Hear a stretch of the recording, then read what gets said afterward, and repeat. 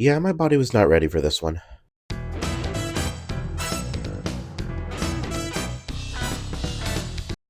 Welcome to the channel, boy partners. I said it in my most anticipated movies for the rest of the year video, but this is going to be a fantastic year for horror overall. The Philippou brothers delivered with Bring Her Back, in my opinion. On the 50th year of Jaws, we get another great shark horror in Dangerous Animals. My favorite movie of the year is still Sinners, and arguably Weapons is my most anticipated movie for the rest of the summer. Today is no exception. We are adding to the tally of great horror for the year. It is written and directed by Michael Shanks. Together. When a couple move out of the city and into the countryside, they experience changes in their already tumultuous relationship that threaten their bond on an emotional and physical level. This stars Alison Brie and Dave Franco, a real-life couple portraying a couple on screen. And I love that. Premise-wise, I was already sold, and having a real-life couple at the center of the story adds a layer of vulnerability, and the characters feel relatable. And before I go any further, I highly recommend going into Together blind. Don't look at me! There's some things in the marketing that I wish I hadn't seen that was going to up the intensity of the movie for me. And I'm not going to hit spoilers within the video. I'm just going to add on to what I normally observe, the acting and the crafts and those details that just enhance my viewing experience. But this movie is so fun to watch. Letting the story unfold is wild, and I would buy tickets, just put my ass in the seat. If you're okay with learning a little bit more about what you're getting into with Together, then by all means stick around, but otherwise this review will be here for you after you watch Together. So let me circle back to the couple at the center of the narrative, because again, the fact that they are a real life couple adds to the relatability, the vulnerability of the movie. Of course, the chemistry feels real. There's just certain things within their body language that just reads like, oh yes, this is a couple in real life. Tim and Millie are played by Dave Franco and Alison Brie, respectively. They are in a long-term relationship and they move from the city to a rural town. Millie is the main catalyst for the move, looking to further her career opportunities and make a difference. Tim is holding on to his dreams of being a touring musician. And you learn quickly that this long romance that has spanned over a decade is losing its steam. There is a theme of a lack of connection and isolationism. You're moving to the rural countryside, the internet connection is not strong there, and with no internet connection, it's a allegory for no emotional connection as well. Fucking social media sucks dick.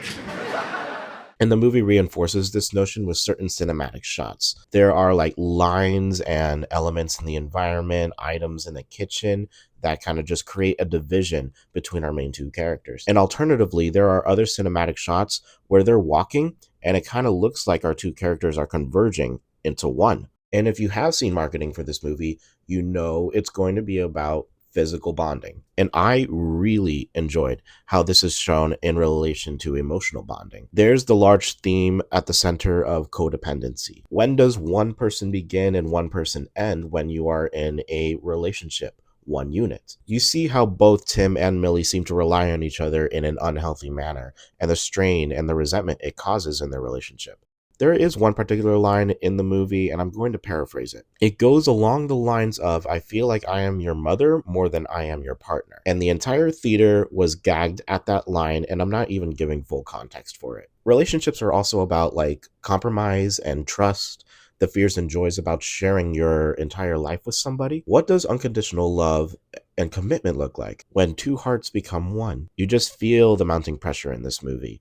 It's thick, it's almost tangible, you can grab it and just stretch the tension in the air. It shows that mending a relationship is not going to be simple, especially if issues have gone unaddressed for a number of years. And I'm not going to spill all the connections and symbols within this movie. There is a lot, and maybe some of them are a bit more on the nose. Tim quite literally relies on his partner for transportation, ergo Tim has no drive. One of the posters is literally the couple trying to see eye to eye. And then there is a large connection that is just explained point blank. And all that didn't necessarily bother me because there was still a lot for me to pick apart in this movie. I just like the connections stacking on each other like a hat on a hat on a hat. But I also want to take it back to the filmmaking in this movie, because this is a feature debut for Michael Shanks and it's very very impressive. Once again, he has crafted a great atmosphere that clings in the air. It's borderline suffocating. The jump scares are well crafted. The lighting is dark with enough contrast so that you can make out details in the dark.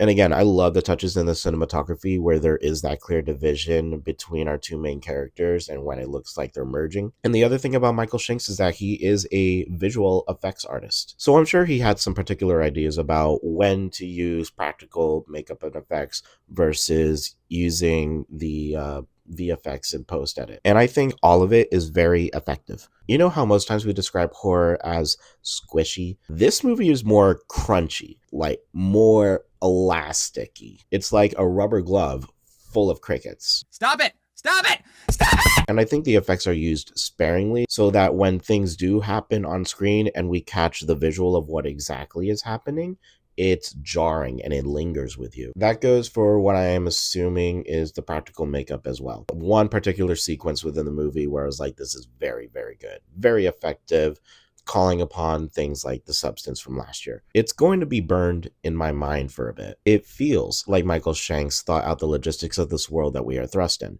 and I was able to follow exactly what was happening, but not enough for me to predict some of these twists and turns. My biggest critique really is just the flow of the first 20 minutes or so. There was some moments where I think they were using ADR in a party scene, and there is a larger exposition dump at the beginning of the movie that I feel like could have been a bit more woven better, or just like, I don't know, not as blatantly told. But after those 20 minutes pass, this movie does not let you go from its grip. So much mystery, tension, romance, humor. It's honestly just a fun time. Together truly is best seen in a crowd or with company, so take your significant other, gather up your best friends. It's better together. And we need to keep an eye out on Michael Shanks. He's kind of up there with Zach Kreger and Jordan Peele in terms of innovation within the first movie that he makes. We love fresh faces in the horror genre, and this movie is such a good time. The gore, the lore, the horror galore. You'll squirm, you'll laugh, it'll crawl under your skin in the best way possible, one way or the other, and it just sticks with you. It's up there as one of my favorite horror movies of the year. I'm going to give Together 4 out of 5 stars. Thank you for watching. My name is Kyle. I'm still learning to fall in love with cinema. If you care to join me on this journey, hit subscribe, hit the bell, follow me on Letterboxd, because when you do, it's better together. How many times will I have said the word together in this video? Comment your thoughts on the movie when you do see it. Let me know what your favorite horror movie of the year is so far, or which ones you are anticipating in the fall. Don't forget to like this video, and until next time, that's a wrap.